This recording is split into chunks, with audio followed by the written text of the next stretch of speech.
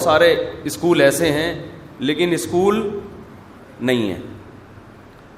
تو ایسے ہی ان ٹرسٹوں میں کیا ہوتا ہے کہ ملازمین دبا کے رکھے ہوئے ہیں مگر صرف کاغذ کی حد تک, اور تنخواہیں ڈائریکٹ اس کے توند میں بھر رہی ہیں جو ٹرسٹ چلا رہا ہے, اور کروڑپتی ہو گیا بندہ بیٹھے بیٹھے. بعض لوگ ٹرسٹ بناتے ہیں بلیک منی کو وائٹ کرنے کے لیے. پاکستان میں ماشاءاللہ ہول سیل کے حساب سے یہ دھندے چل رہے ہیں. ٹیکس سے بچنے کے لیے چیریٹی میں ڈال دو پھر کھا جاؤ. میں جو حالات ہفتے بھر سنتا ہوں نا, میں جو میرا جمعے کا بیان ہوتا ہے نا, یہ ہفتے بھر کی رپورٹ ہوتی ہے, سمجھ لو. میں چلتا پھرتا ہوں, لوگوں سے ملتا ہوں, جہاں کوئی قابل آدمی نظر آئے میں خود جاتا ہوں اس سے ملاقات کرنے کے لیے. میری کوشش ہوتی ہے, اس کا تجربہ شیئر کرتا ہوں اپنے ساتھ. امام محمد رحمہ اللہ تعالی جو امام ابو حنیفہ کے شاگرد تھے, وہ فرمایا کرتے تھے جو لوگوں کے حالات کو جو عالم نہیں جانتا فہو جاہل, وہ عالم نہیں ہے, وہ کیا ہے, جاہل ہے. تو صرف قرآن و حدیث کا علم حاصل کر لینا کافی نہیں ہے, آپ کو اپنی قوم کے حالات کا علم ہونا چاہیے, تب آپ صحیح گائیڈ کر سکتے ہیں.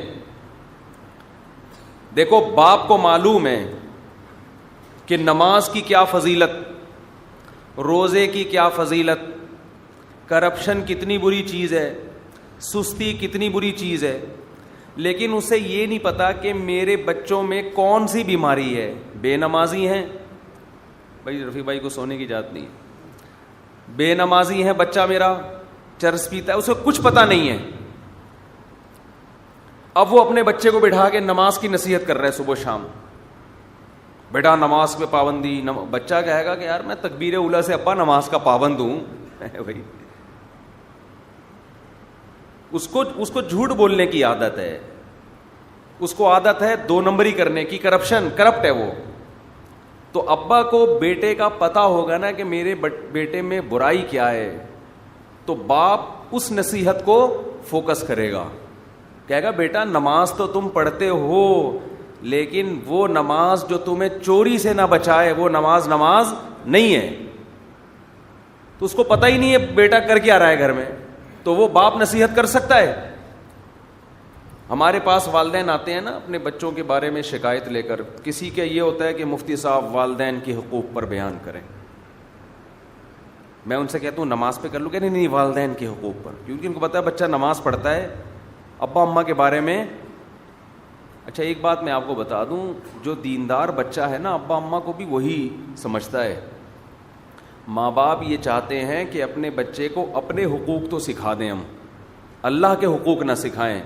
تو جو اللہ کا نہیں بنے گا وہ آپ کا بھی نہیں بنے گا. اپنے بچے کو دیندار بناؤ. دیکھو ہم نے اپنے والدین کی جو جتنی ہم مدرسے میں جانے سے پہلے محبت تھی نا, مدرسے میں جانے کے بعد وہ محبت بڑھ گئی ہماری. حالانکہ ہمارے شیخ حضرت مفتی رشید احمد صاحب رحمہ اللہ تعالی نے الگ سے والدین کی محبت پر, ہمیں نہیں یاد پڑتا کوئی خاص بیان کیا ہو.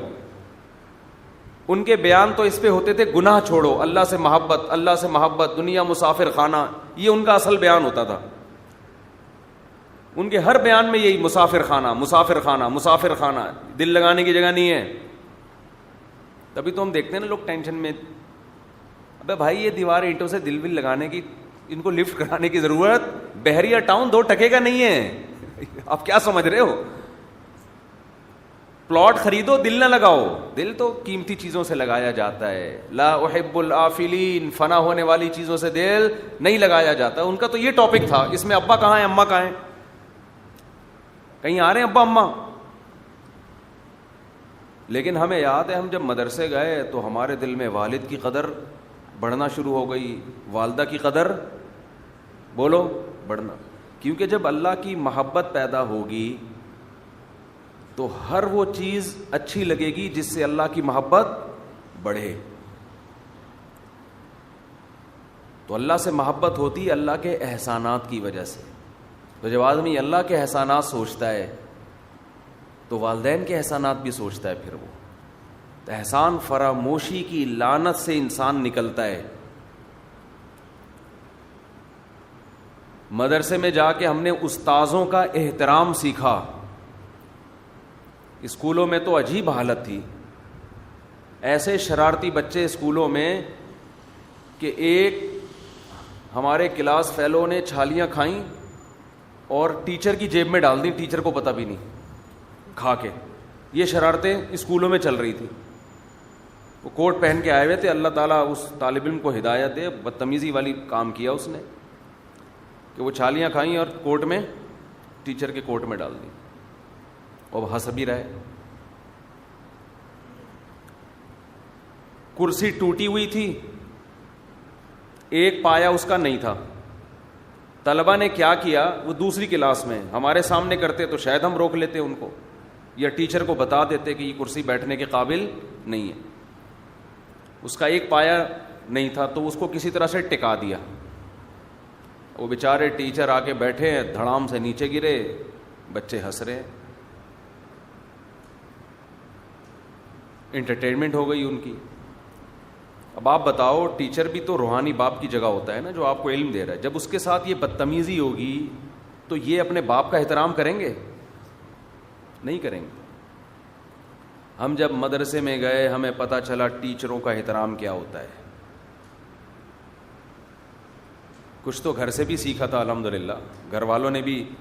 ہمارے ہاں یہ دستور نہیں تھا کہ ٹیچر نے ڈانٹا ہے, مارا ہے تو ہم گھر آ کے شکایت کریں, پھر ہمارے ابا ٹیچر کو جا کے دو لگائیں, تو کون ہوتا ہے. ہمارے ابا اور بھائیوں نے ٹیچر کو کہا ہوا تھا, ہڈی ہماری ہے, گوشت آپ کا ہے. ٹھیک ہے, سمجھتے ہو؟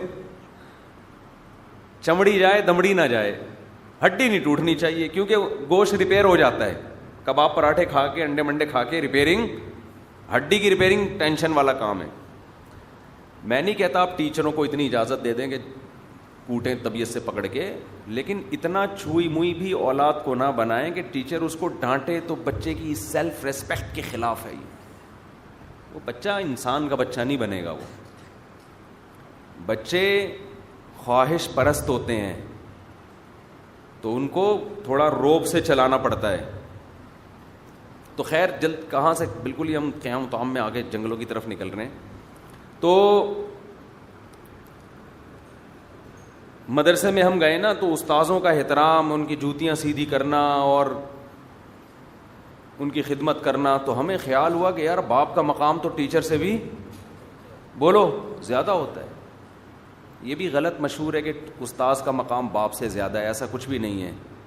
اسلام میں جو باپ اور ماں کا مقام ہے وہ استاذ, پیر و مرشد, شیخ و مرشد سب سے زیادہ ہے. باپ سب سے پہلے باپ ہے, اس کے بعد باقی سب آتے ہیں. تو پھر ہمیں خیال ہوا کہ یار ہم تو باپ کا تو ایسا احترام کرتے ہی نہیں ہیں.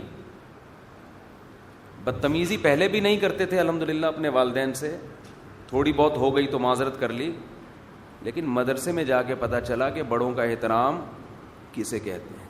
بڑوں کا احترام صرف یہ نہیں ہوتا کہ آپ ان کے سامنے ہاتھ باندھ کے کھڑے ہوئے. بڑوں کا احترام یہ ہوتا ہے کہ آپ ان کی آواز سے اپنی آواز کو اونچا نہ کریں. پوائنٹ ٹو بی نوٹڈ ہے, یہ سمجھ لیں. جب وہ نصیحت کرے تو فوراً وضاحتی بیانات نہ جاری کر دیا کریں, سن لیں تمیز سے, چاہے وہ غلطی آپ میں نہ بھی ہو.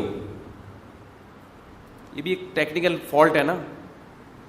آپ کا ابا آپ کو سمجھا رہا ہے, بیٹا یوں, آپ کو ابا میں ایسا ہوں ہی نہیں, آپ مجھے کیوں سمجھا رہے ہو. آپ کا ابا آپ کو سمجھا رہا ہے, بیٹا فجر کی نماز ٹائم پہ پڑھ لیا کرو. ابا ٹائم پہ ہی تو پڑھتا ہوں میں, یہ چل رہا ہے نا آج کل مارکیٹ میں. ابے سن لو تھوڑی دیر یار, پڑھتے ہو گئے تو کیا ہو گیا اگر اس نے بول دیا ہے. بیٹا گھر میں تمیز سے بات کیا کرو. ابا آپ نے کبھی بدتمیزی کرتے ہوئے دیکھا مجھے؟ جو آپ کہہ رہے ہیں کہ تمیز سے بات کیا کرو, تو یہ بدتمیزی ہی ہے. اس کا مطلب آپ میں تمیز, بولو نا, نہیں. یہ تو اسٹائل سے پتہ چل رہا ہے کہ آپ میں تمیز نہیں ہے. ہمارے ایک کلاس فیلو تھے, ان کا اپنے والدین سے کچھ اونچ نیچ ہو گئی, تو ہمارے استاذ نے ان کو بلایا کہ آپ کے والدین کی طرف سے شکایت آئی ہے کہ آپ بولتے بہت ہیں نا, ماں باپ کے سامنے زبان بہت چلاتے ہیں. وہ کہنے لگے نہیں یہ غلط بات ہے, میں تو زبان نہیں چلا, پورا وضاحتی بیان. تو ہمارے استاذ نے کہا میرے سامنے اتنی چلا رہے ہو یہ تو تمہارے عمل سے پتہ چل رہا ہے کہ تم چلاتے ہو. 100 دفعہ